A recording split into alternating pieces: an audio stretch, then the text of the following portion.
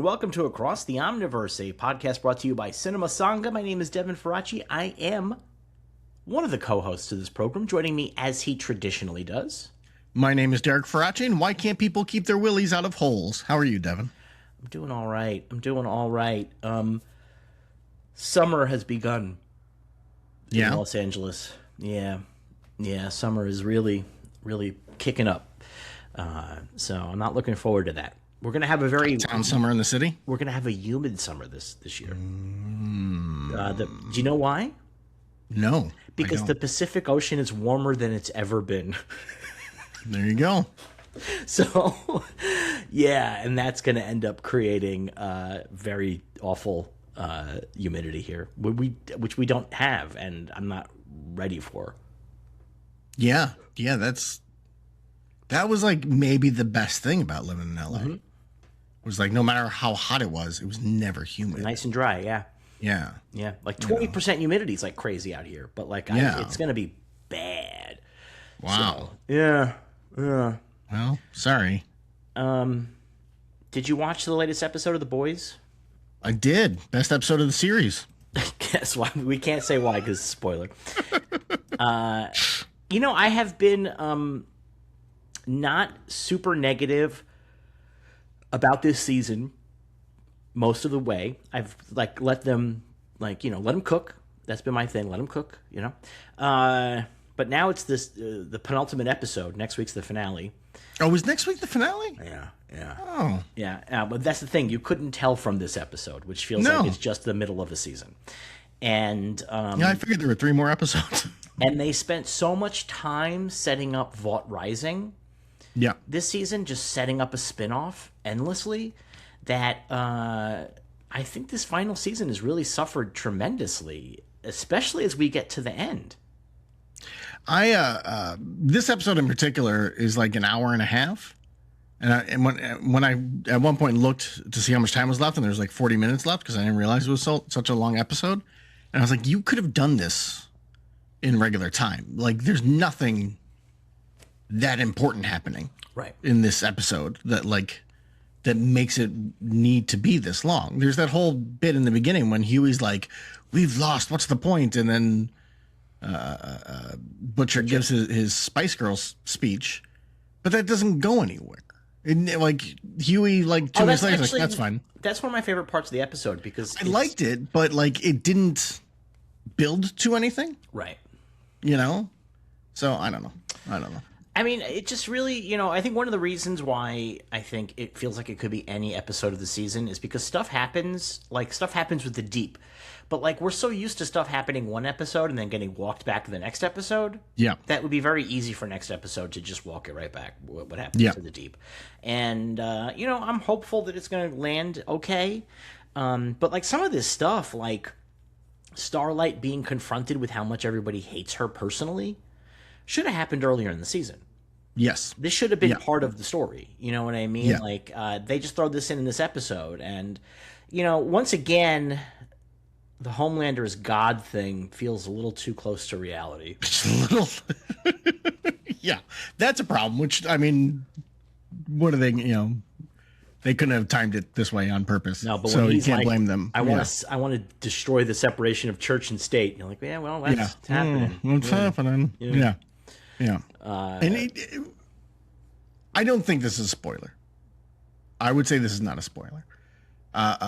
Characters from Gen V show up in this episode, including the main character from Gen V, whose power is she can pull people's blood out of their body. And they show up, and Starlight's response to her is, "You guys are done. Go home. We don't want your help anymore." She can literally kill Homelander. Well, it's so funny because Butcher's Mother's Milk is like, "Your powers are too unpredictable," and it's like, I don't think they really are that unpredictable. I feel like she was doing pretty okay with it. She seemed to have a good grasp on it at the end of season 2. Yeah, and it's like that entire show, both seasons were like, she's the one who can destroy Homelander. Right. We have to train her up, and then they're like, "Nah, go home." Yeah, what? And no, your show got canceled. You're out.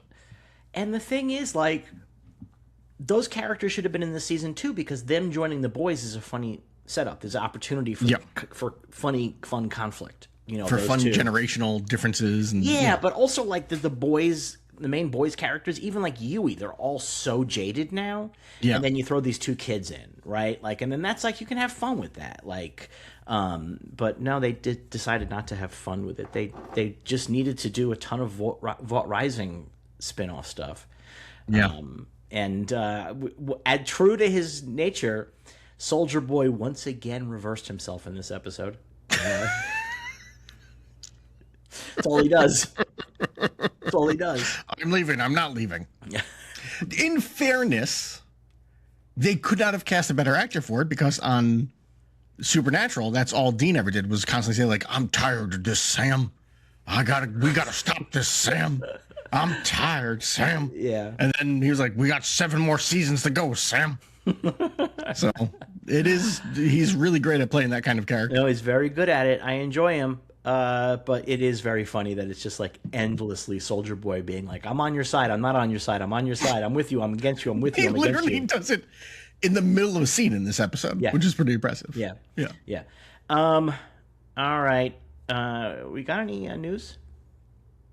We do. Ryan Coogler's X-Files has cast Amy Madigan, Steve Buscemi, and others for guest roles. Pretty good. They're going to be Monsters of the Week. Ben It sounds Foster. like. I mean, I'm hoping. I mean, maybe one of them will be mythology based. Yeah. I think Amy Madigan would be a pretty good, Like replacement version. for Mr. X. Mr. X or Cigarette Smoking Man. Yeah. I mean, wouldn't be the same character, but like that same position in the sort of the story, Yeah. Either like the guy feeding stuff to the FBI agents, or the guy in charge of the conspiracy. Yeah. Well, I would say would be good for her. Buscemi feels real Monster of the Week to me. Yes. And so does Ben Foster. Oh, Ben Foster 100% is Monster of the Week. Yeah, 100%. Yeah. Lachlan Monroe. He's clearly they're filming in Canada. That's what that means. But I do wish there was more Lachlan Monroes in the show. Like, I think one of the beauties of the original X-Files was that it was a lot of TV actors and stuff like that. Like, I don't know if we need Oscar winners to come in and play roles, I don't know. I think it's fine. I mean, the nature of TV is different than it was in the 90s. Yeah. Like, it was very shocking to have name actors show up in a TV show. Now it's not. And especially if you're trying to position your show as a little bit more elevated, having a couple of name Oscar winners in there really goes a long way. Sure. So, sure. I mean, again, if they're just guest stars, who cares? That's the other thing. Like, I think it's fun. It's the Love Boat. You know what I mean? Like, it's fun to have a famous guest star show up. Yes. Play a weird No, that's very character. true. That's very true. Get eaten by an alligator or something like that, Yeah. I often think of the episode to episode working actors who are like, I'm going to do an episode of X-Files, and then 2 weeks later, I've been booked on an episode of, like, Knots Landing or whatever. Yeah. Like that kind of stuff. Well, X-Files was shooting in Vancouver, so they were not doing Knots Landing up there. They were doing I was just Stargate. I don't think Knots Landing was even on when X-Files. I think it was not. I think Knots Landing had ended by the time X-Files came on. Yeah, I mean, they'll still be in the show, but like, you're gonna get your name actors to be your main characters for some of these, and you'll be, I'm sure, plenty of episodes that just have regular actors. So yeah, I'm sure there are. Moving on, the Sex Criminals show is coming together. The Amazon series. It's got it's going to star Imogen Poots and John Reynolds, and it's being directed by Nia DaCosta. Nia DaCosta, good for her. Love seeing her get work. She's a very good filmmaker who's had some pretty terrible luck, I would say. Yeah, I guess. I mean, 28 years later, The Bone Temple is great. And yes, that's a very good. I enjoyed that movie very much. And The Marvels, I think that the nature of The Marvels not working the way that it doesn't work is not her fault. It's just not her. Yes. Yeah. And I think would not disagree. The version that we got, you and I don't hate. Like, it's not good, but we don't hate it. But like, that's not her movie, quite clearly. So no, her Candyman, I wasn't psyched about. But Candyman, I did not like. I didn't see Hedda, so I can't speak on that. Hedda's pretty good. Yeah, I have not seen that, so I can't speak on it. But yeah, Candyman, I didn't like, and I think I saw Little Woods, but I don't remember. But no, I love No, I seeing did her. not see Little Woods. I did not. I love seeing her get the work. Did you see that the kid from 28 Years Later posted something on his Instagram? Oh, wow. He was training with a bow and arrow. Oh, okay. I thought you just meant like randomly. Like, No, you know there was going to be like I was setting it up. I was setting it up. No, yeah, he posted himself training with a bow and arrow. So I mean, they have not officially canceled the movie. well, you never officially cancel a movie. It just doesn't that's happen. true. It just doesn't happen. They haven't officially announced the movie either, but the fact that this kid is training and sharing No, his they training, announced it. they did not actually announce it. I thought they announced it before Bone Temple came out. They might have actually. Well, they announced that they were going to. That's the dinosaur. That's the Bone Temple. That's the Bone Temple. They announced they were going to make one, but they didn't announce the movie. Does that make sense? Yes. Like they didn't put a date on it and stuff. They didn't put like a that, date. right? They didn't give Yeah. a title. They didn't give any of that stuff. I don't know if they even put a director on it. So like it was like we plan on making this a trilogy, and then that just might mean that it never becomes a trilogy. But again, if this kid is training with a bow and arrow, that feels pretty good. Well, here you go. June 2025. Boyle said we're still trying to get money for the third one. There you go. So that's not a great sign. No. Yeah. Not ideal. But Imogen Poots I like quite a bit. I follow her on Instagram, and she does fun Instagram. The guy I don't know. I've seen him in some stuff, the guy. And I've always liked him. Like he was in Search Party. I haven't watched it. That's on the list of shows I've got to watch. Okay. Yeah. I've not finished Search Party, but I watched like the first 2 seasons and I really liked it. Mm-hmm. I'm pretty sure that's what I know him from. I'm looking at his other stuff. Yeah. He's in Stranger Things. I don't remember him in Stranger Things. So, who knows? Yeah. Anyway, very excited. Kumail and Emily are producing that. Yes. Very excited for them. Very Yes. excited for them. I've never read the comic. No, actually, you know what's funny? Neither have I. No? And I bought some of the issues of the comic, and then I don't know what happened to them. And they're not in my. I mean, they might be in a box somewhere. I don't know. I bought them like issues 1 and 2. I feel like, and they might be just sitting in a box someplace. So, or maybe I threw them away. Okay. Sometimes I throw out comic books. Okay. So yeah. Sometimes if I have a comic book and I was not taking good care of it and it's a mess, I just throw it away. Just toss it out. Yeah, I I'm get like, that. you know what? I get that. Like, I'm not taking good care of this. There's no resale value on this thing now. Why would I, why would I keep it around? I'm not even going to send it in to get graded. No, I'm not going to put it in slab. I'm not going to slab it. 1 coffee stain.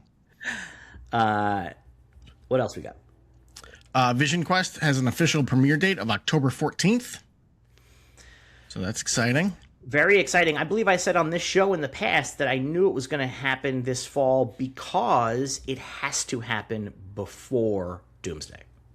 Yes. It has to happen before Doomsday. Like in terms of story, it has to come before Doomsday. And so, that makes a lot of sense. Very excited about it. Robert Downey Jr. involved in the announcement. Was he? Yeah, he was on I stage. didn't know that. And Tom Hiddleston. They hosted the Really? Disney party up front. Wow. Yeah, really. I looked at pictures of it. Yes. So Crazy.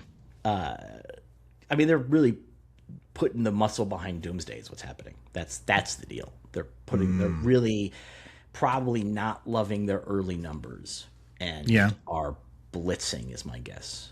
So, Okay. Yeah. Yeah. You know, it might help with the early numbers. A trailer. Put that out there. Yeah. But It's coming. put one of those out. It's going to be in coming. front of Spider-Man. I just don't think it will because that's a Sony movie. I think they'll make a deal with. I really think it might be Mandalorian and Grogu.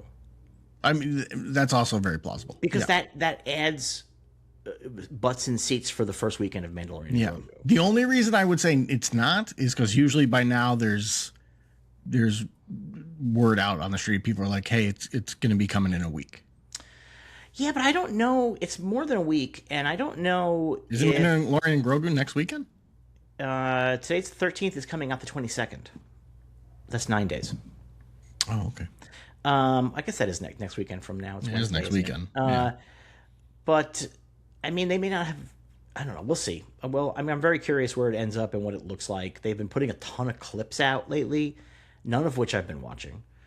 I didn't even know they were putting out clips. I'm gonna see the movie anyway. So Yeah.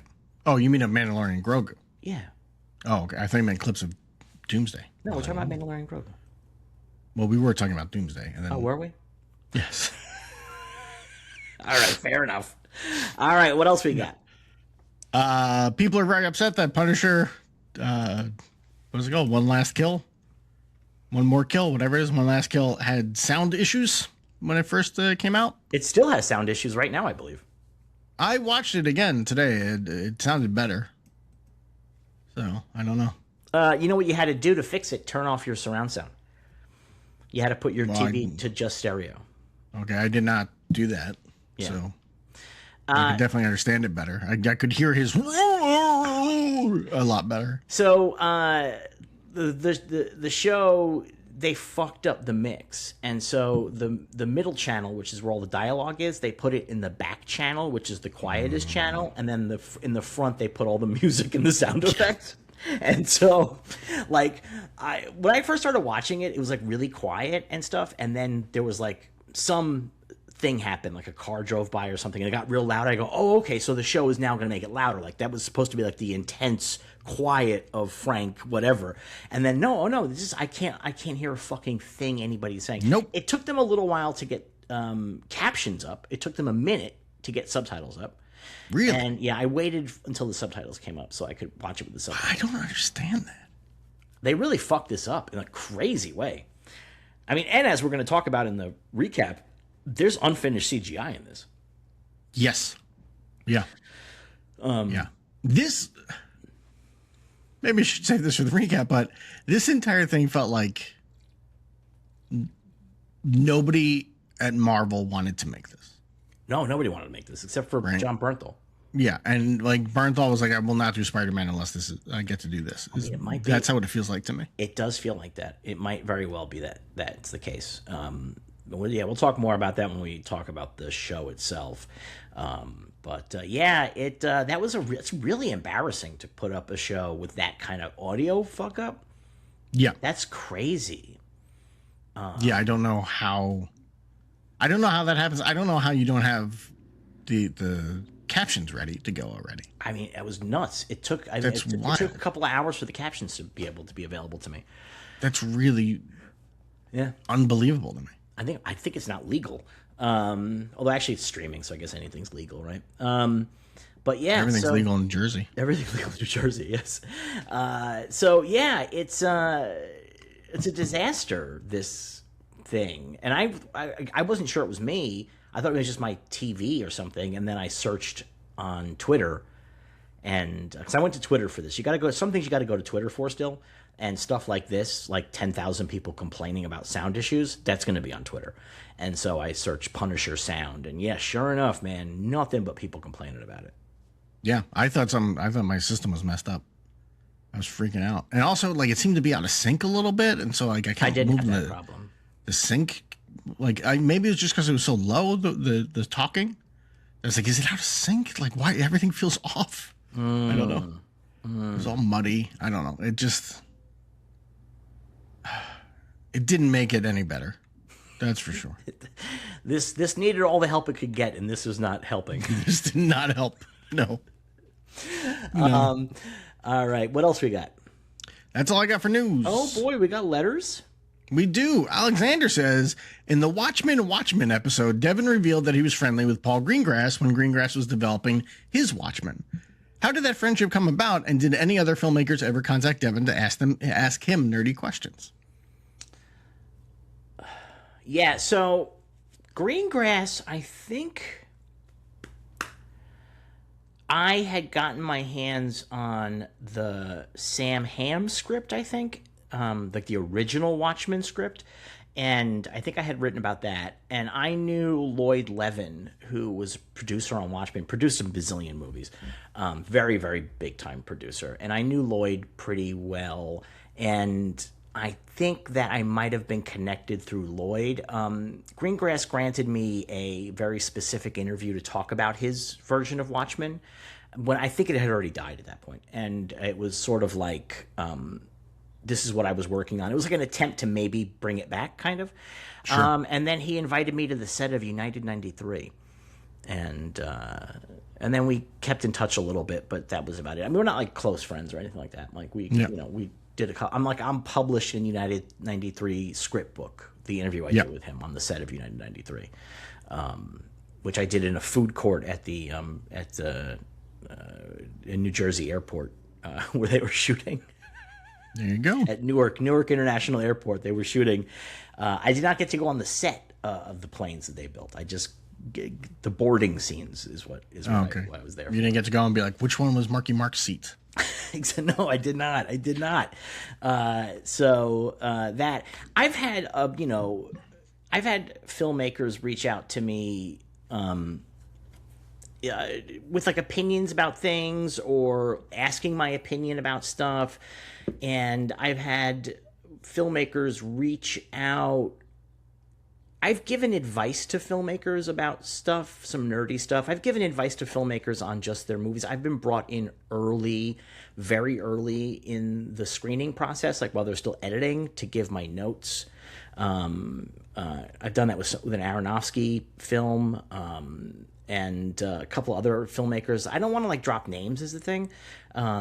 So I try to be like reasonable about it, but like a number of filmmakers of that particular generation definitely knew me, knew my writing, reached out, we would talk and stuff like that. So I will tell you the best email I ever got from a filmmaker was for my review of the 2006 Wicker Man, which it's the Bees one, not the Bees. Yeah. And I fucking ripped it to pieces. Yeah. And I got an email from Neil LaBute, who wrote and directed it. Now, Neil LaBute was a Broadway playwright, and his stuff is mean, like real mean. Like In the Company of Men, I think among the meanest movies, and is a play originally, but it's so fucking mean. And he was well known for having a tongue on him. And he emailed me, and I saw the fucking email, and I was like, oh my God, Neil LaBute is about to fucking rip me up. And the email just said, sorry you didn't like Wicker Man. Hopefully you like the next one better. Ooh. No, I thought it was sweet. It almost hurts more, I think. No, I thought that was sweet. He knew the movie sucked is the thing. Yeah, he had to know the movie sucked. Nobody fucking liked it. The movie, it tanked. It had terrible reviews. It was a joke in the early days of viralness. Yes. Yeah, like the Bees thing, that was like an early viral bit, Yeah. This was like the era before Nick Cage had come back. And so he was doing his... This was also the era when everybody was like ripping off the Obey Andre the Giant sticker look, and you would see stickers of Nicolas Cage with the bee hive basket on him, in that style. But yeah, I've had a bunch over the years, and it's been cool. And I have been asked again to look at scripts and stuff like that. I have been asked for like advice on projects. Should we do this? Should we do that? What do you think? There's stuff I still can't talk about too. That is actually some of the best stuff. Is the stuff I still can't talk about. It was cool. It was a cool thing. I'm still friendly with some filmmakers. But to be very honest, I feel better not being super friendly with that many filmmakers anymore. And because I'm not worried about people reading my stuff the way that I used to be. Like I used to be kind of like a thing, Yeah. So now I don't have to be concerned about it. It's a little chiller.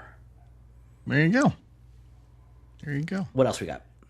Chris says, when Miles inevitably comes to the MCU, I have to wonder how they're going to handle Genki, considering Ned is basically the same character. I just think they won't bring him. They just won't do him. I think it's... You don't think so? No, I just think they won't do it. They'll do something different. Do you know That's what I what mean? I mean. I think they'll do a version of Genki. Yeah, I mean, he might be called Genki yeah. still, but it won't be Yeah. the same guy. It'll be different. Yeah, Yeah. because Ned is Genki, right? So, Yeah.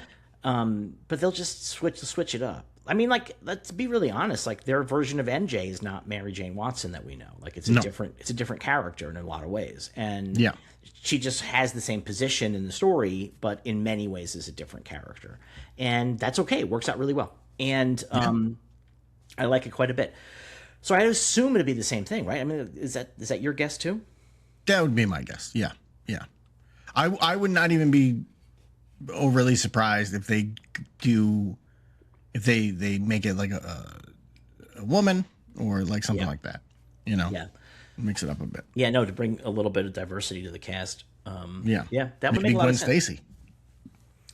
I mean, follow the Spider-Verse format. That's the thing. They have already sort of broken ground on that, right? So there is an audience that might expect that. Yeah. So Yeah. And the last question is from Charles. He says, Derek, your last Discord message was January 22nd. Was it something we said? Why have you forsaken us? You think you're better than us? No, I am out of work. I'm doing a lot of freelance work, and the Discord tends to draw me in, and I get caught up in it and waste a lot of time. And I don't want to spend all day not working and then having to work at night and stuff. So I just have stayed away from the Discord. That's about it. But you do think you're better than them, though. I think I'm better than everybody. I mean, look at me. Look at this Adonis here. That one's for the 11 people who watch this on YouTube. Yeah. We're trying to get more views than the Washington Post.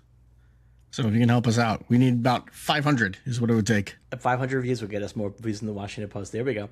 A little bit of news. Our web store is down. Derek, what happened to our web store? The company that we go through, they shut it down without warning. And their thing, when I went there today, they were like, hey, yeah, you can recreate it with our AI system. And I'm not going to create an AI store. I'm just not going to do it. Yeah. So we're going to find someplace else. And that's about it.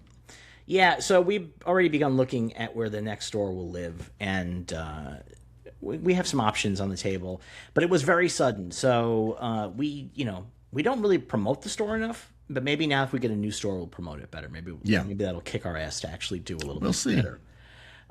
So I do know that somebody had ordered something like a week ago, so hopefully they get their thing. Oh man, I really. It says that the order was shipped, so hopefully it was, and they're not just lying. Okay. I mean, I would assume so. That system seemed pretty solid. Yeah, it was great until they deleted the entire freaking store without warning. Yeah. Yeah. So yeah, and literally without warning. I was on there last week, and there was no message from them or anything. So very upset. All right. Yeah, I shouldn't say very upset because it's like, maybe we sell one thing every 3 months, so it's not, it's not a huge store. It's not a huge store, but we didn't really promote it, is the thing. So No. All right. Are you ready to talk about Punisher One Last Kill? Sure. All right. Let's do it. The Punisher One Last Kill. Season 1, Episode 1, I guess, right? When do you think this happens? That's one of my questions in the notes, is when does this take place? Yeah. Because I cannot figure out when it's supposed to. I have no clue. I have no clue. There's an entire section of the city that is apparently just in a 24/7 riot, and nobody cares. Like, I don't understand how this does not come up during Daredevil. Well, you know what's funny though is that Fantastic Four and Daredevil in the comics live in such insanely different New York cities, and they're blocks apart. But in the comics, Daredevil's Hell's Kitchen is a fucking nightmare. Yeah. Especially in the classic days. And then the Fantastic Four, they're Midtown. Everybody's nice. And so I don't. I mean, but that's believable. in a way. Like growing up in New York, that's how it kind of was. Like, oh, that area is real bad, but as long as you're over here, you're fine, kind of deal. But like this is, in theory, happening during Wilson Fisk's mayor. But what if it's not? What if it happens right after Wilson Fisk gets busted? Well, geez, I'd love it if they mentioned something. That'd have been great. It doesn't seem that hard. There is a newscast that makes sure to let us know everything about the Punisher. Yeah. Yeah. So just mention it. Yeah, I honestly don't understand why. Like, it doesn't seem like that big a deal. Like, they have Daredevil and then they have Punisher in Spider-Man, and it does feel like somebody could have just said, "Hey, let's just give a little hint, like where when this is." That's one of the things too. They're like, "Oh, this sets up Punisher for Spider-Man." I'm like, does it? No. I don't think so. I don't think he's going to be like this in Spider-Man. I hope to God he's not. Like, because it's going to be the most annoying sequence in all of film history. I actually would like to see Spider-Man dealing with Frank Castle, who is doing nothing but talking to dead children. I mean, talking to dead children, just going, "Oh!" Yeah. So we don't know when this is. Again, my headcanon is that this is after Kingpin has been taken down, so the AVTF is gone, and the city police are now a little bit overwhelmed. That's my headcanon for that. Sure. Nothing goes against that. No, I guess not. We open in Frank Castle's apartment. He doesn't live in the Frank Castle cave. That's where Daredevil lives now. Yeah, Daredevil. He sublet it to Daredevil, I guess. And Mother is playing. And the second that started, I was like, "Oh, this is going to be that kind of bad." Oh no, yeah. But the thing is, I'm really grateful for it because I got to tell you something. It really set my expectations in essentially the exact right place. I suppose so. Like later on, like when he goes and has that big fight in the store, and it's Hatebreed playing over it. Yeah. And I was like, all right, like I know what this is. Like you know what I mean? Like this is this thing. Like it's a Jim Bro bullshit thing. Like and it's totally okay because it doesn't need to be what I want it to be. I will tell you, I put this on Blue Sky. In terms of like when this takes place, it does not feel like it takes place in the MCU at all, but it does feel like it takes place in the same world as Death Wish 3. Yes. Have you seen Death Wish 3? Yeah. For the folks at home that haven't, Death Wish 3 is the craziest of the Death Wishes. And I saw where he shoots a guy with a bazooka inside an apartment, right? Yeah, it sure is. Yeah. But like what's crazy about it is that like it's this apartment building that's like on a dead end street in New York City, and it is just 24/7 movie punks killing people outside. Like it is just 24/7 crime directly outside. And a lot of people like, fuck you, man. Like a lot of that stuff. Stealing like an old lady's groceries. Yeah, exactly. Like 100, and which is like kind of what this neighborhood is. It's kind of exactly that. And so that was the other thing. There were Mother opening the show and then realizing that this is set in the Death Wish 3 universe. Both of those made me go, all right, okay, I see what this is. Yeah. Yeah. Mother opening the show, and then it cuts to him doing so many pull-ups, his hands are bleeding. His hands are bleeding. And then he throws up from doing too many pull-ups, and then he downs some pills and drinks some booze and throws up again. It's incredible. Yeah. And all I can think is like, there's no way this guy's going to fight crime. He's in horrific shape. Like, he's in really good shape though, because he's topless. He's constantly vomiting. Unless that's his move now, is he just pukes on people. I mean, he might have an eating disorder. He turned into a fucking six-pack from DC Comics. We should really be kind to Frank. He might have an eating disorder. He's got a lot of mental illness issues. No, I think he works out till he vomits, and then he drinks till he vomits while taking pills. I will say that there's something that's really interesting to me, which is like, so like he's doing his pull-ups, and he is topless, and he is glistening, and it's so gay. And I don't mean that like in a derogatory way, but this is a homoerotic image. And it's the homoerotic image for men who do not think they're homoerotic. Like that's what's really interesting about an image like this. Men think that women want these super hyper muscle guys, and they kind of don't. they find it gross and weird a lot of the time. Like, obviously there are women that like everything, right? They'll find a woman that likes you whatever you look like, but like they think that they're going to become the most popular guy in the world. And the reality is that when you start working out to that extent, you're really just working out for other men, because you go to the gym and other men are like, hey man, looking great, oh wow, you're really getting swole. Like, it's like a very homoerotic, it's homosocial but also homoerotic. And I'm really fascinated by it, because sometimes when they put that stuff in a TV show or a movie, you get the sense that somebody in the chain of production got that.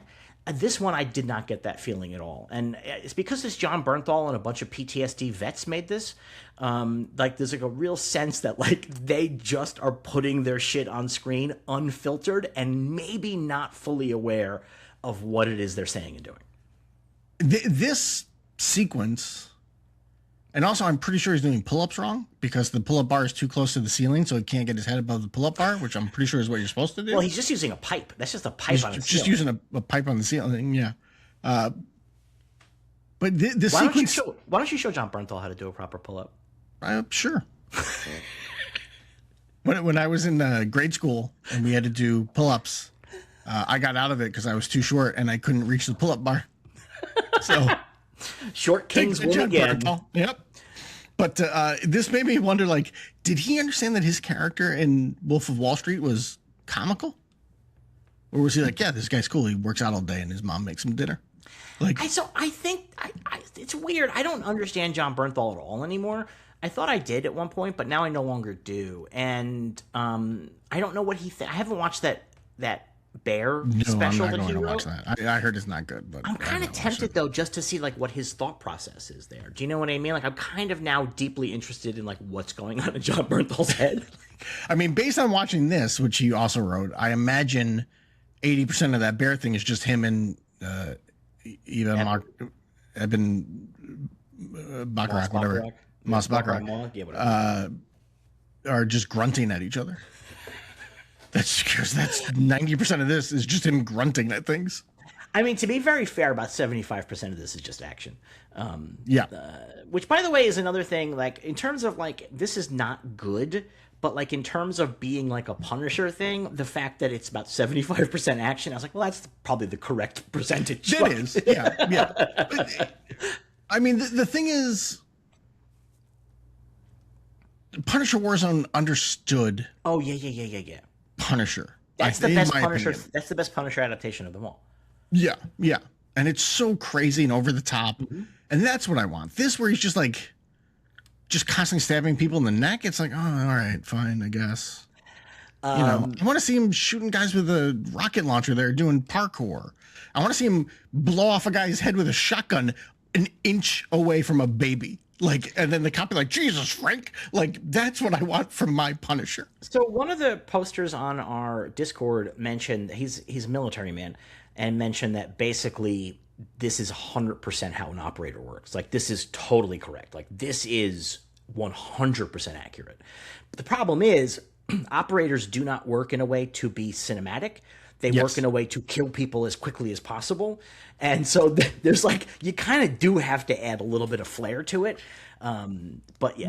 But so like at the end when he's killing Big Flea by just stabbing him a bunch of times in like random spots on his body with a pen, No, that is him having his moment. That's like the most flair they give him in this. Anyway, he has this wall of newspaper clippings and he tears them all down. And then we see there's a TV report. He lives in Little Sicily. Yep.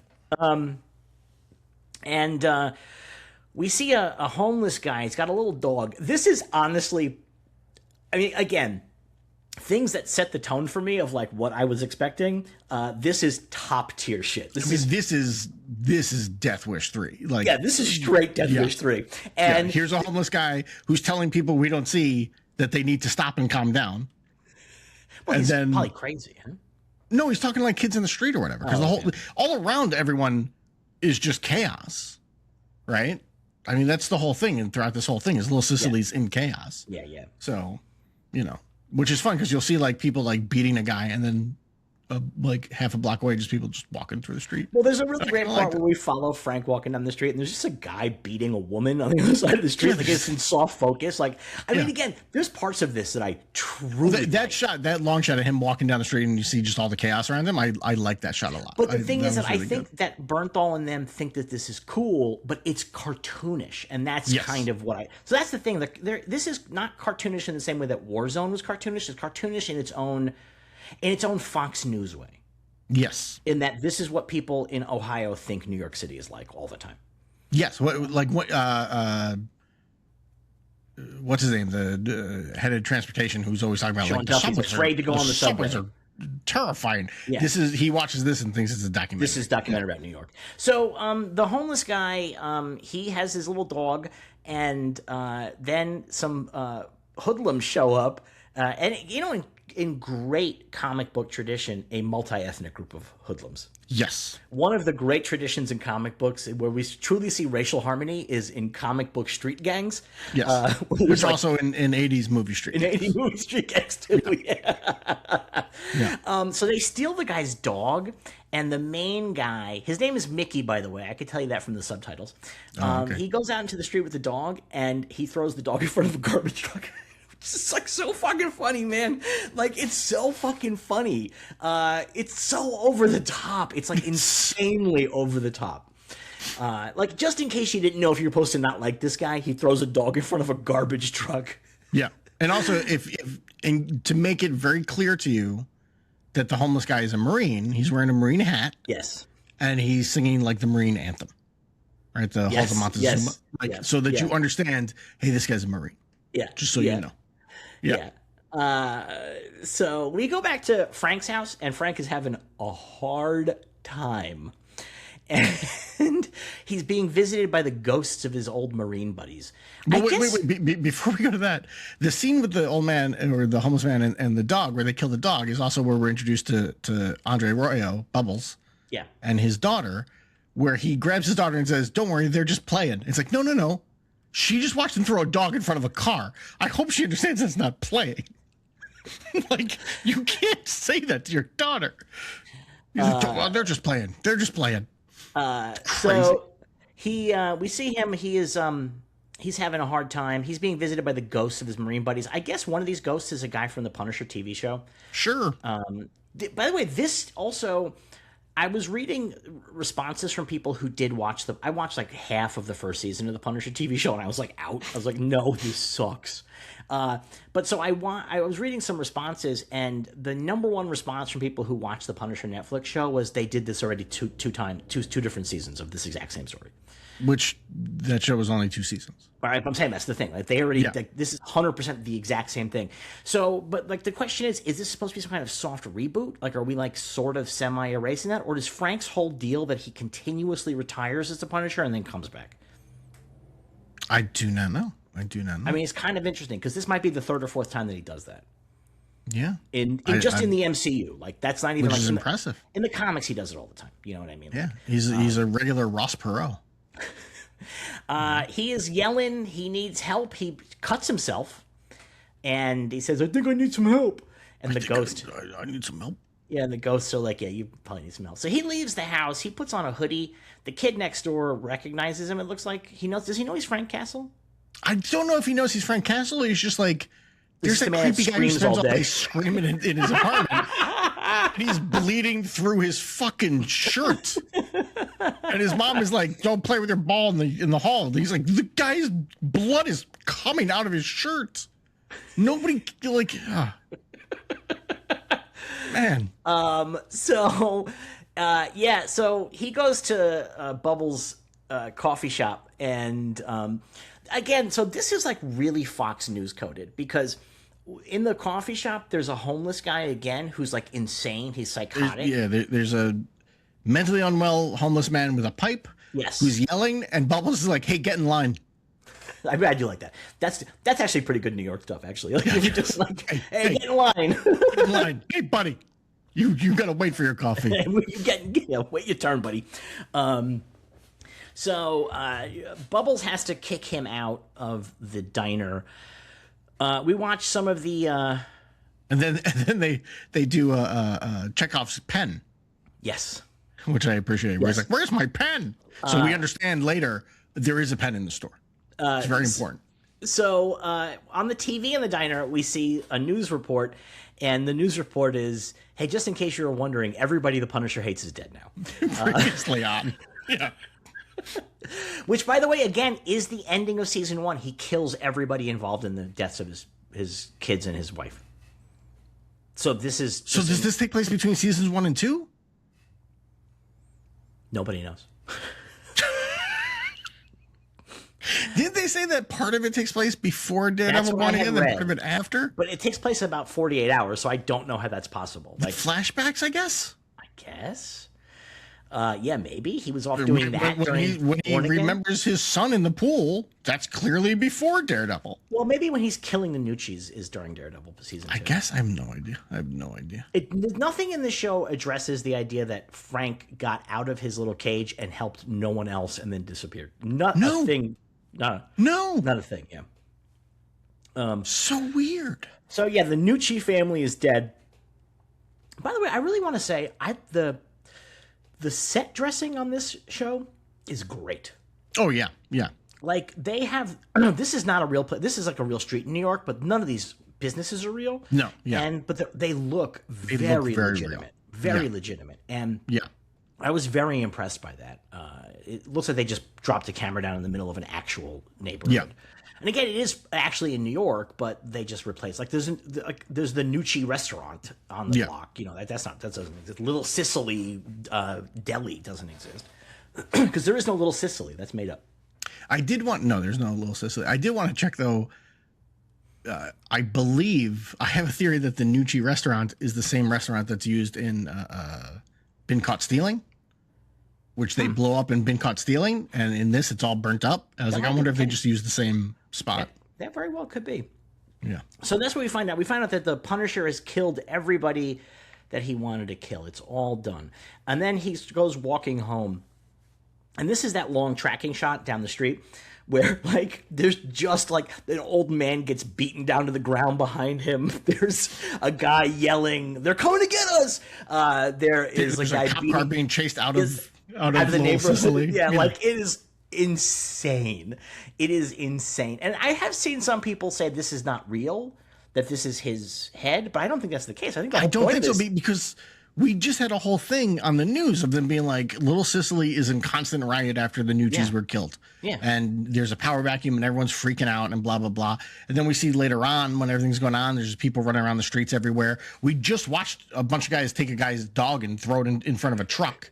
Like, that happened. Yeah, no. And I think also the point of this is that the Punisher is not punishing. Like, that's the point of this bit, that there's an insane amount of crime. Like, I think there's like 11 felonies committed while he walks down one block. Yes. Yeah, at least. The avenue of felonies. And he's ignoring every single one of them. And like, this is Crime Alley. This is like Crime Alley in Bruce Wayne's worst dreams. Like, this really is. Honestly, again, Death Wish 3 is the only thing I can compare this to. Well, it's like Crime Alley and Teen Titans Go to the movies, when they show Crime Alley and it's just people standing there shooting constantly. Yes, it's like that.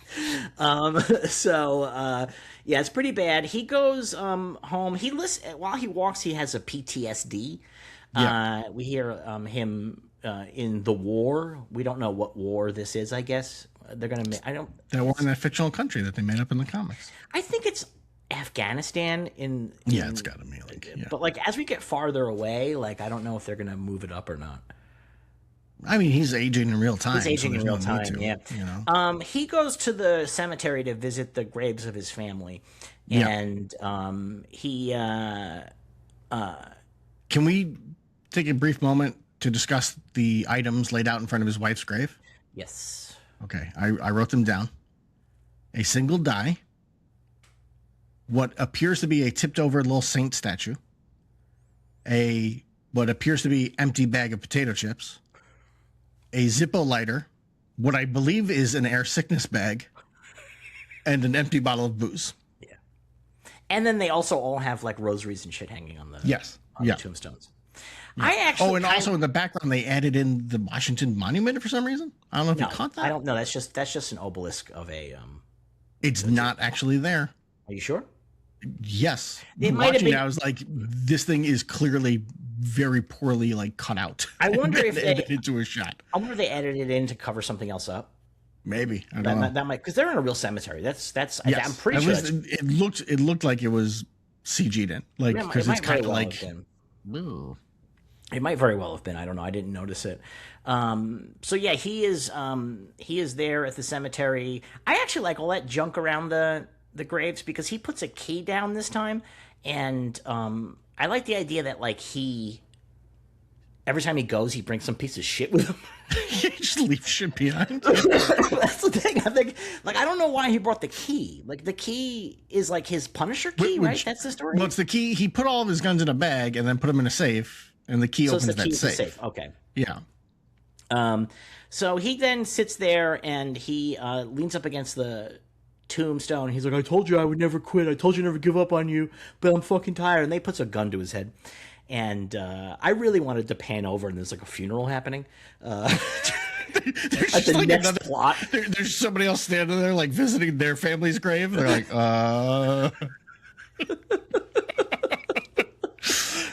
I'm sorry. I just came. This is my grandma's grave. I just came to. It's her birthday. I'm sorry. Yeah. Amazing. So he's having these flashbacks to his family. His kid's trying to jump in the pool. Says, "Dad, look at me, look at me." The daughter has this book, One Batch, Two Batch. That also, by the way, is from the Netflix show. Okay. And he was like really obsessed with it in the Netflix show. Okay. And then his wife is in bed with him, and then everything goes really bad in the dream. I actually quite like the image of the girl in bed just suddenly start spurting blood. Like, sure, I thought it was actually a really decently disturbing image. Like, I thought that was pretty well done. The wife is like yelling at him and stuff like this. And he's about to kill himself, and then he hears not a flashback voice, but a real voice say, "You okay, Daddy?" And there's his daughter right in front of him. And he's like, "I'm so sorry," but then she's gone. And so he decides, he begs her to come back. But then he goes home. Yeah. We see him coming out of the subway, and one of his ghost buddies is waiting at the top of the subway. I like that a lot, actually. Like, I imagine he was on the train with him the whole time, and then he just popped up at the top of the subway. Sure. Like, that's what I imagine. And I did like earlier when he's in his barren apartment, and he's having his freak out, and the way that it keeps they keep shifting, fading in, sort of. Yeah, I thought that was very cool.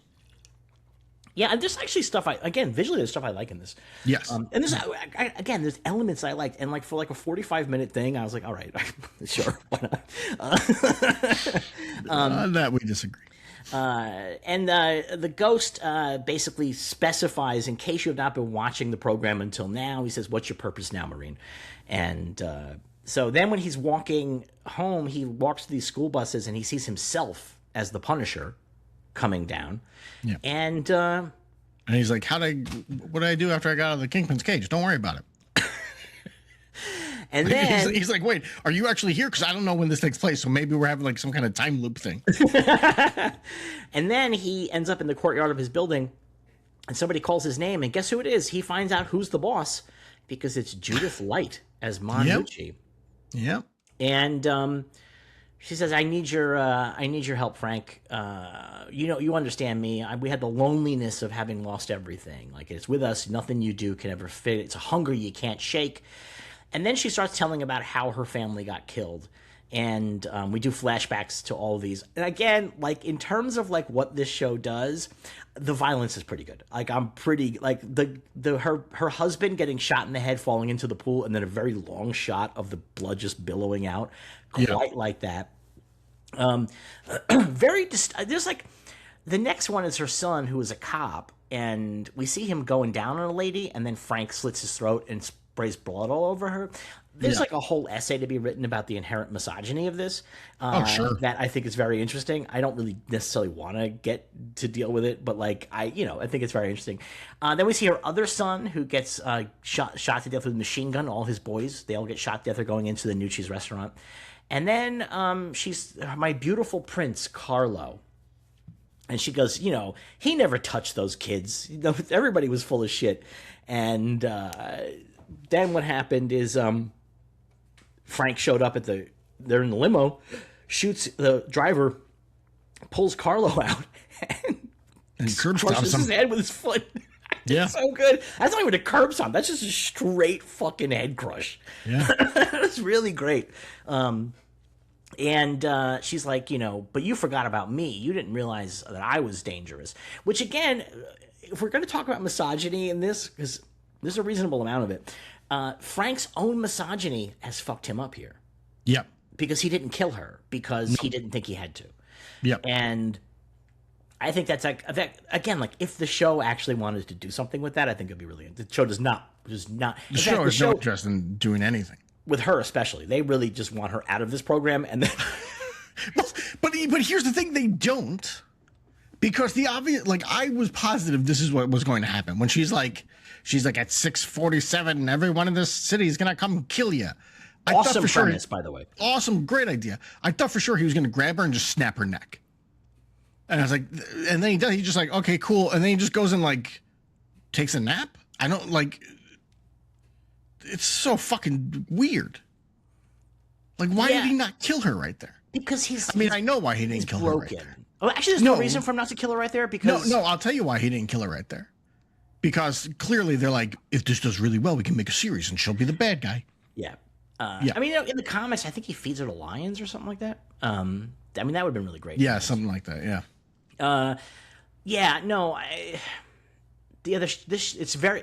This ends up being a very strange feeling special presentation because it really just does not have an ending.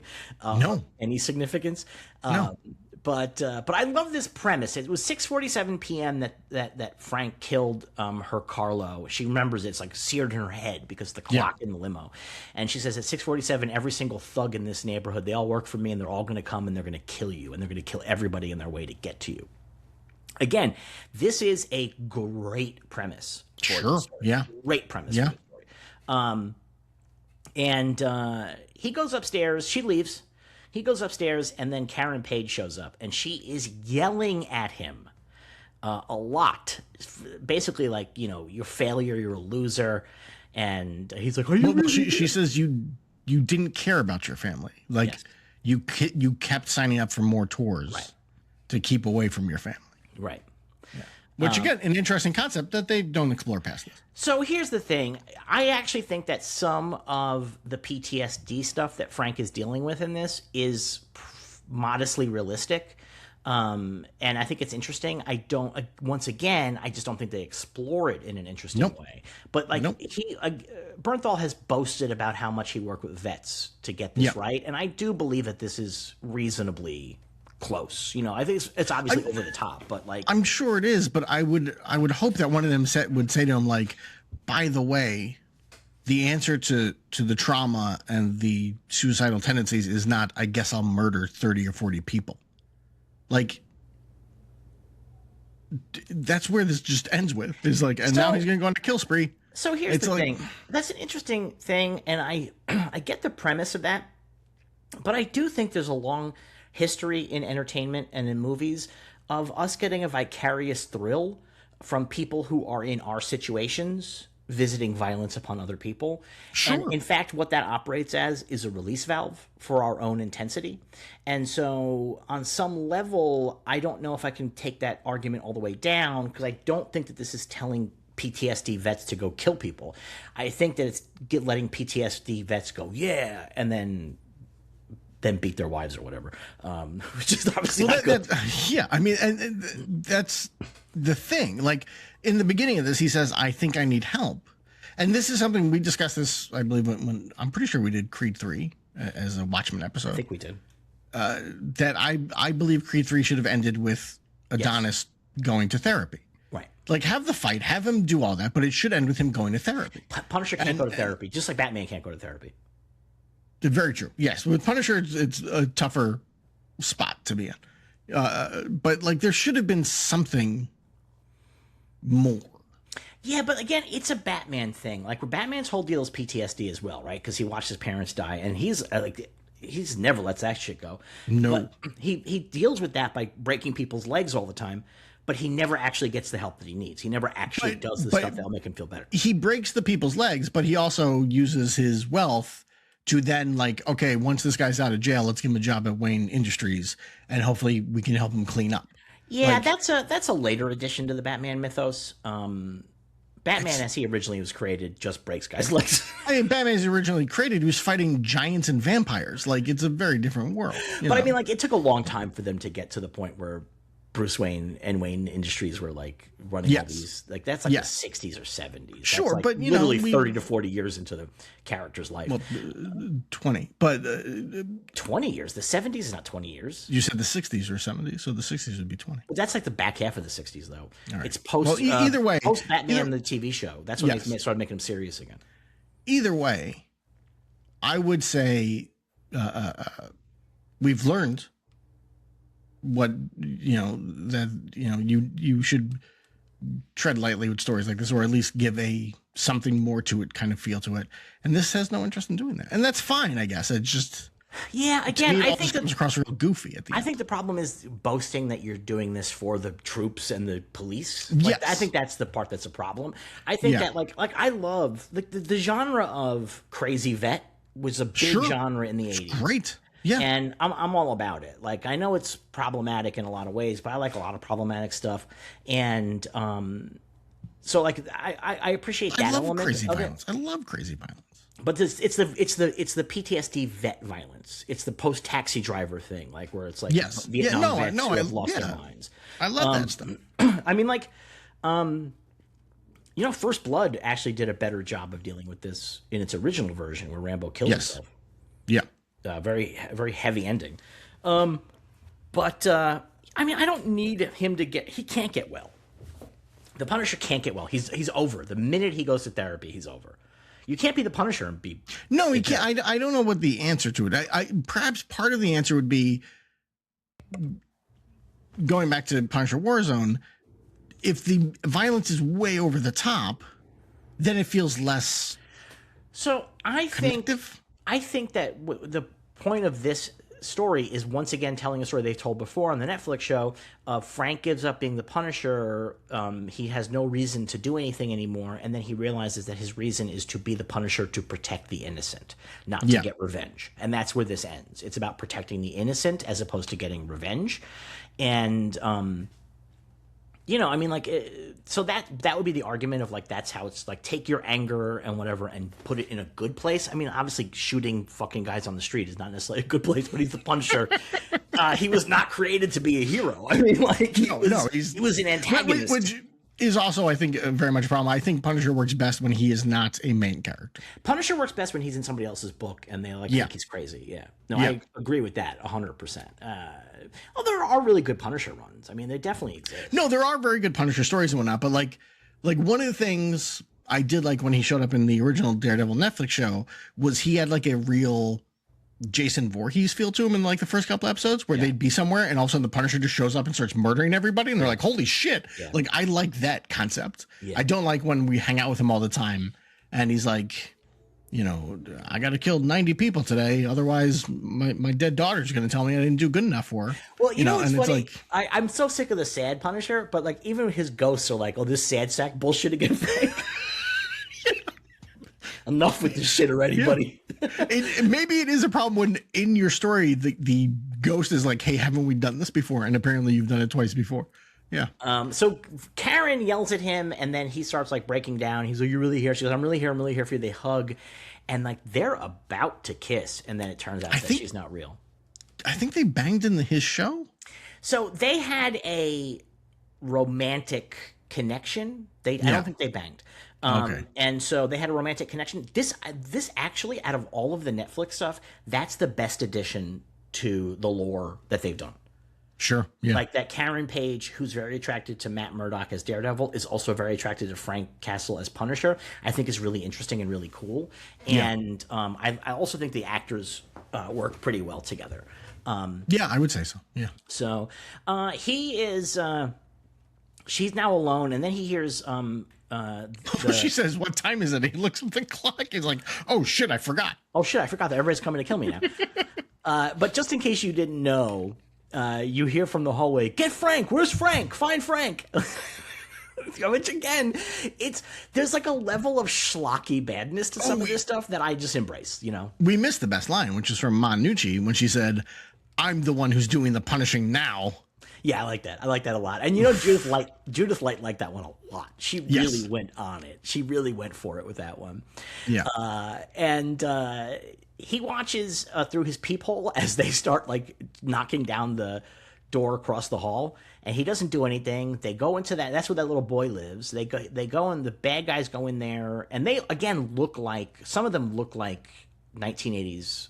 Yeah. Post-apocalyptic punk. There's a guy like in a gas mask and shit like that. Yeah, there's a guy in gas mask. Nobody's got a cool mohawk, which is too bad. Missing a cool mohawk. That is a really missed opportunity. Yeah. There are a lot of guys in masks, but not as many as I expected, because the trick in these kinds of stories is that you only have like 6 stunt guys. So you put masks on them, and then that way they can play 75 different dudes. But there's actually a lot of guys whose faces are visible in this. I was very surprised by that. And they're clearly stunt guys, because they're getting stunted. They're just getting stunted, Yeah. So he just watches as they break into the apartment. We hear the screaming. They're doing something to the mom and the kid. Then he watches as they put gasoline on his door, and then he steps back and they light the gasoline. So again, like, I am gonna say there are parts of this that I really liked, and where Frank is on fire and jumps through the door. It's awesome. And then for the next little bit, he is running around fighting guys while his legs are on fire. Yeah, it is so fucking good. Yeah, it's great content. So fucking good. I do believe, in fairness to Frank, I think he just stands there and, like, as the gasoline comes through his door and they set it on fire, I think he's just standing there because he's shocked when the door to his neighbor's apartment came down, and he saw, like, oh, she's got 2 floors. She's got a 2-story apartment. Yeah, I know. They just use some set. Like, I don't even know what set that's supposed to be. That's like a house set from some other show. It was crazy. I believe it. I was like, wait a minute. Yeah, it was crazy. Yeah, those buildings do not have 2-story apartments. No, that is a tenement they are in. That is straight up a tenement. That is public housing they are in. Yeah. Which also is why when they they hit the door with the axe, I'm like, I don't think so, guys. That's metal. That door's metal. Oh, it would be. Yeah, but that I was. I don't care. More than happy. Like, I didn't give a shit, but I was in my head. Floor, like when we see her staircase, I was like, hold on a minute, come on, like, come on. So he busts through, and he just starts killing dudes. And they play La Vie en Rose. Yeah. And they got a bunch of needle drops in this, and they're not. They're terrible. They're terrible. I don't know. I like Mother. I like La Vie en Rose. I like La Vie en Rose, but I'm so tired of, like, this graphic, horrific violence scene over this very slow, beautiful song. Yeah, but then again, but they also do the fucking metalcore song, so, like, they're giving it all of it to us. They're doing all. Yeah, that's true. Like, the only thing they're missing is, like, I think, like, a hip hop song, but that's probably because everybody that made this is probably some level of racist, is my guess.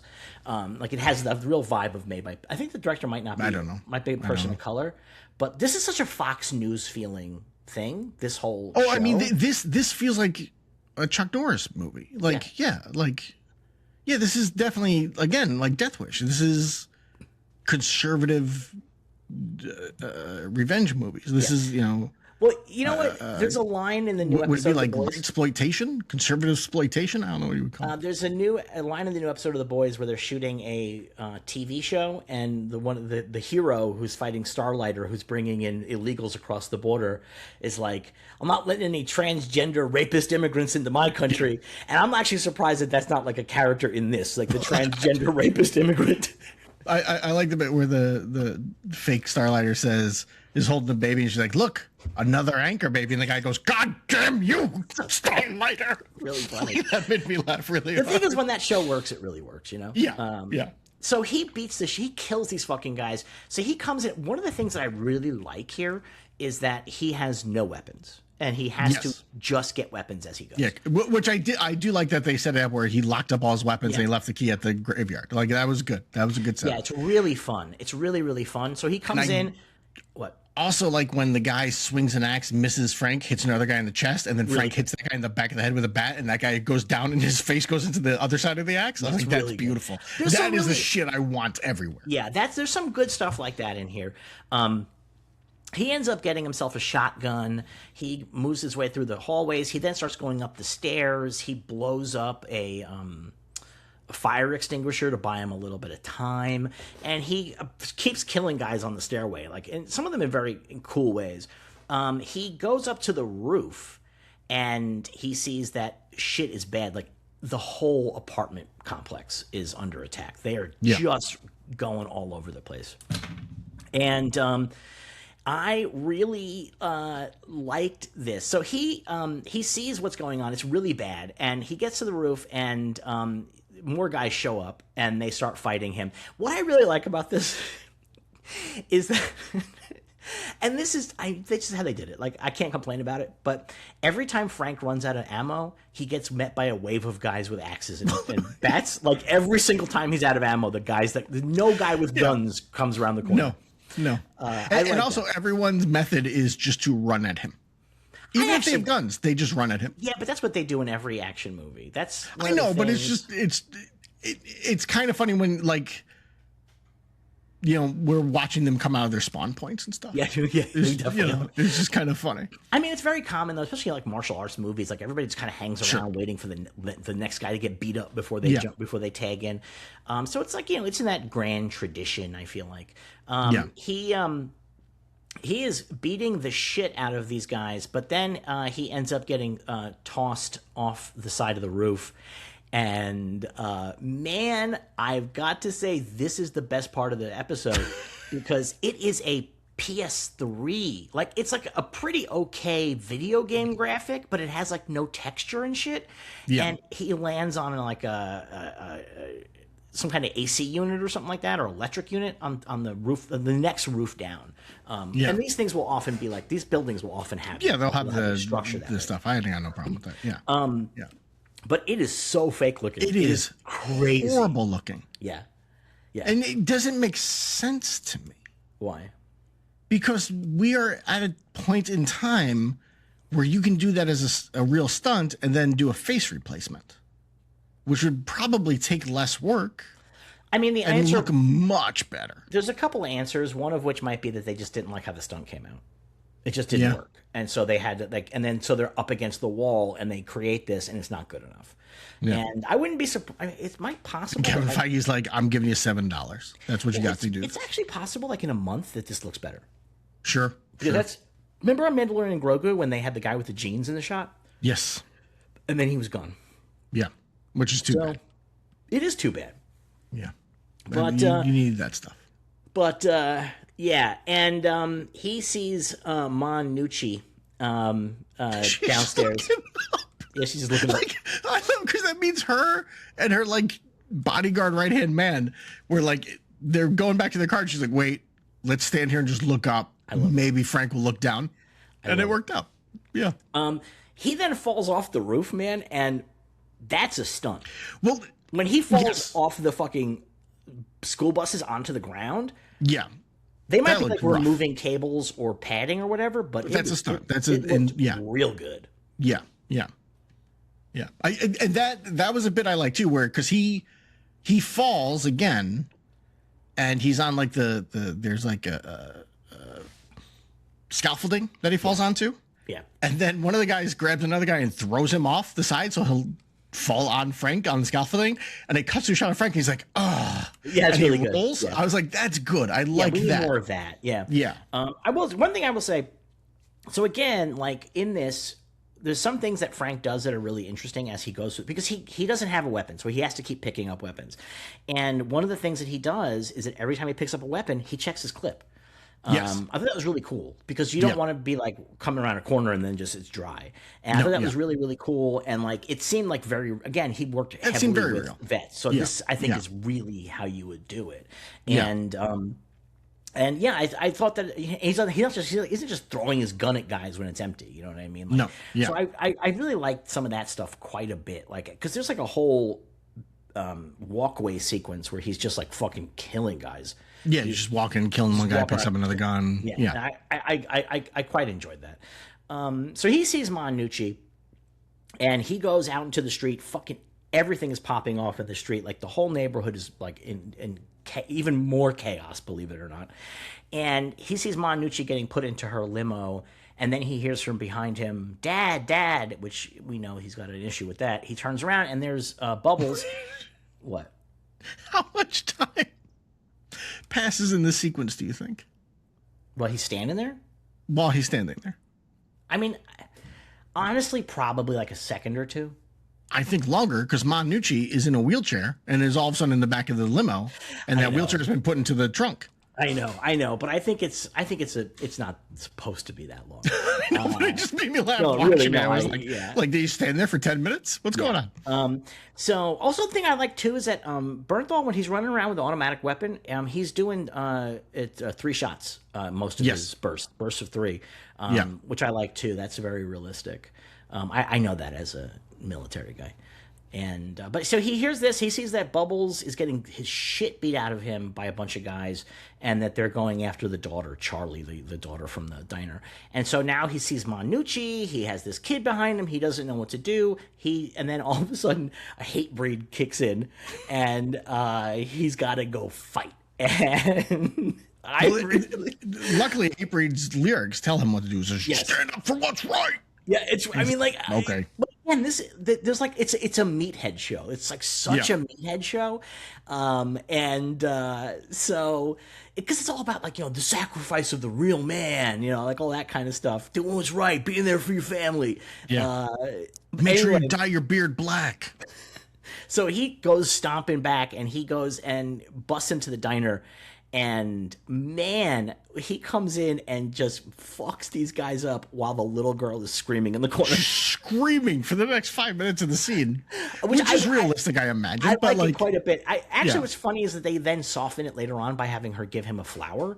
Yeah. And I'm like, no, just have her be traumatized. Just have her be she gives him the little felt hearts that she makes. Yes. Yeah.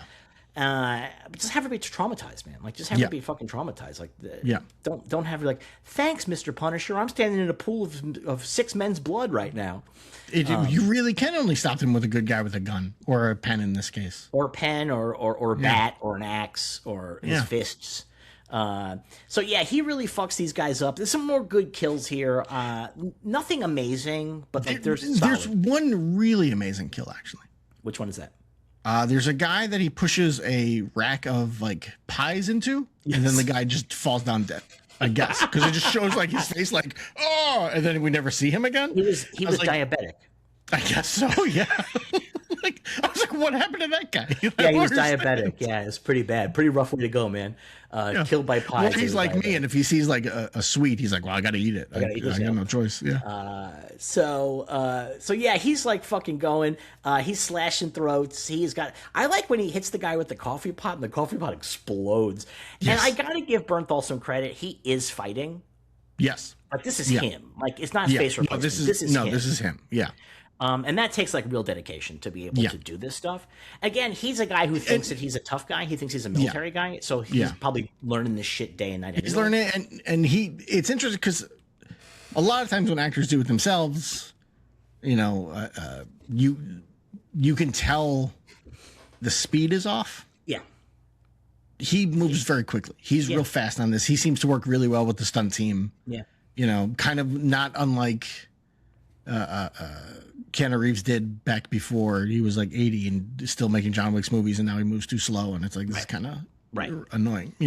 Like the first John Wick, he's moving real good, but now he's got problems. The 2 obvious touchstones for this are the Raid and John Wick. I mean, those are the obvious touchstones for what this thing is. It's not as good as either by a long shot. No. But again, I do have to give it credit. Those are good starting points for your superhero show. A Punisher movie. Punisher, that's a good way to do it. I always thought like Judge Dredd did the Raid, and I thought that was the wrong move for Judge Dredd. I enjoyed that movie, but it's not a good Judge Dredd movie. I don't like that movie very much. I felt that the structure of it doesn't work for Judge Dredd that well, and I also thought that they just didn't do the satire, which I was like, no. Really, I mean, like I said, it's not a good Judge Dredd movie, but I think it's a it's a fun movie to watch. It's like so weird they didn't do the satire. It's like so strange. It's like really bizarre. Well, it's not like Judge Dredd is known for being satirical. And it wasn't like a bunch of Brits made it. The most well-known storyline isn't the fast food wars where the Burger King and Ronald McDonald go to war against each other.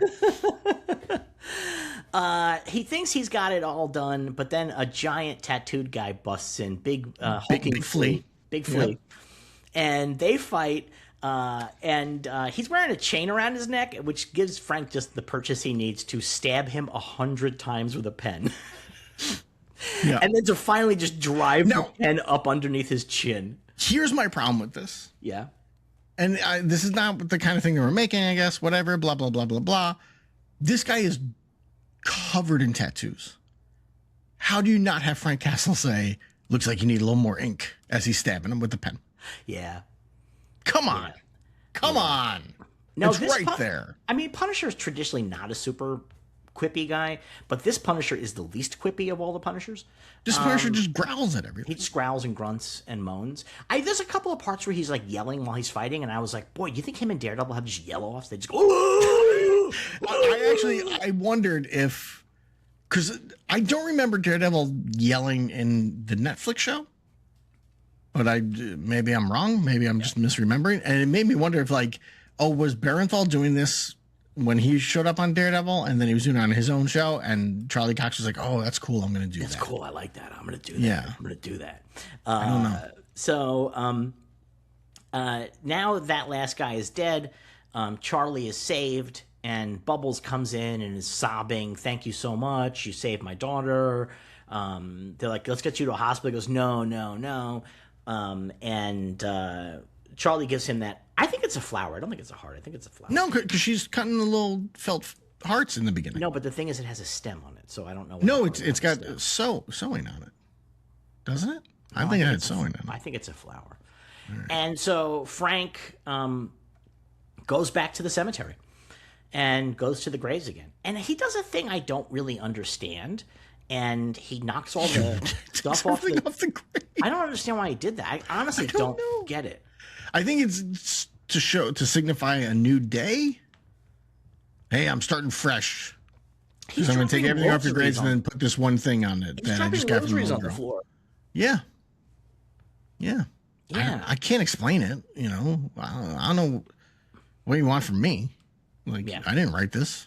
Yeah. If I did, he would have said, "You looks like you need a little more ink" when he was stabbing the guy covered in tattoos. But he's there to get his key, and that's because he's going to be the Punisher again. Then we cut to a nice old couple walking down the street. They're having a nice conversation, and they don't realize that Mickey, the guy that killed the dog at the beginning, is behind them, and he's about to fuck them up. And he comes in, and he fucking knocks this guy aback, and he's got him up against a pole, and the Punisher. Punisher does, yeah.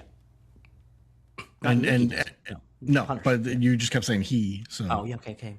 And then everyone that was in that shot suddenly vanishes, by the way. That old couple's gone, and Mickey looks off camera at somebody when he's getting ready to hit them to be like, hey, get ready. And he does his knock thing or whatever he says. And then all of a sudden, everyone's just gone. I have no idea what happened. He gets him up against a pole, and the old homeless guy who had the dog is like, that's my lid. And so Frank said, give it back. And he gets the hat back, and they're like, oh, you're Marines too.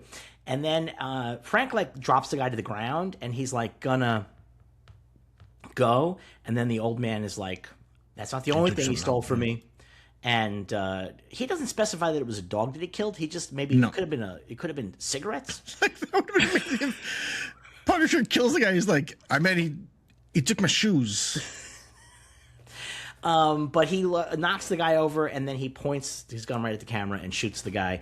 And that is the end of our special presentation. Yes. And that's everything. What'd you think of this one? Thought it was very bad. Thought it felt like a fan film. Oh, yeah, it really does feel like a fan film. Yeah. It kind of is, though, right? That's the thing. It's like Barenthal's just making a fan film about himself. Yeah. I guess so. Yeah. It felt like a fan film. I would almost say this is the worst MCU thing ever made, except it's only one episode as opposed to Secret Invasion, which went on forever and ever. So it's got that going for it. I think there's enough really good violence in this that I would never put it as the worst. I felt like the violence got real repetitive and boring. Oh, no, it definitely did. Don't get me wrong. This was not. They did not have top tier action directors on this. There's not a lot of variety. Well, I mean, they might have, but they were like, no, we're going to make it real, and then that makes it like not exciting to watch, in my opinion. The problem is making it real is cool, but making it real in a very ridiculous situation is not cool. Like, you need to make the kills more over the top if the situation is this over the top. Like every fucking criminal within 2 miles has just showed up to kill this guy. There's like 150 bad guys in this building. I mean, he might kill 40 or 50 guys. Everyone else in that building is fucking dead, by the way. Yes, 100%. All of his neighbors are fucked. Everybody's done. Because also, it's not like it's over. He just walks away. He's like, I saved that little girl. I guess I'm healed. That's enough. I did it. We don't even have the cop show up or anything. It just ends. But yeah, but there's still, even though it gets repetitive, there's still enough good violence that I was entertained. And the moaning, groaning, sad Punisher is the first 20 minutes, but then like it's just kind of just action from there on out. Like it is. Yeah, I mean, once Monucci shows up, she's like, by the way, action time. Yeah, yeah. And it's just action. Like there's Karen, but I also liked him almost kissing Karen because I'm like, I like that. I think that's fun. But yeah, once the action starts, it's just action nonstop. So that's like kind of like chill. One of the big problems I think with some of the Marvel stuff is that there's not enough action sometimes. And for sure. Yeah. With this, and that was my big problem with the Punisher show. I was like, this is not interesting action. But this I thought was like a lot of action, and a lot of jumping around, falling off things, and putting bats in guys' heads and crushing guys. It just wasn't. There wasn't enough variety to it. Like, yeah, I mean, you're right. Like I got a little excited when he's down on the ground on street level. And then a dude on a motorcycle comes out, and I was like, oh, now he's going to have to fight, like, motorcycle dudes. Yeah. But it's just the one dude on the motorcycle, and somebody else takes that guy out. Yeah. And I was like, oh, come on. Like, mix up your crazy gang stuff. Like, your crazy killer stuff. Like, let's have fun with this. Yeah. And they didn't. It was just, there's the one guy with the gas mask, and then everyone else is just wearing, like bandanas or ski masks. And I was like, oh, come on. Like, play with it. Yeah. It's kind of a bummer. It's kind of a bummer. Yeah. I mean, I didn't hate it. I didn't like it. Sometimes with some of these things, like with Secret Invasion, like it really was like a chore to get through an episode. This was easy to get through.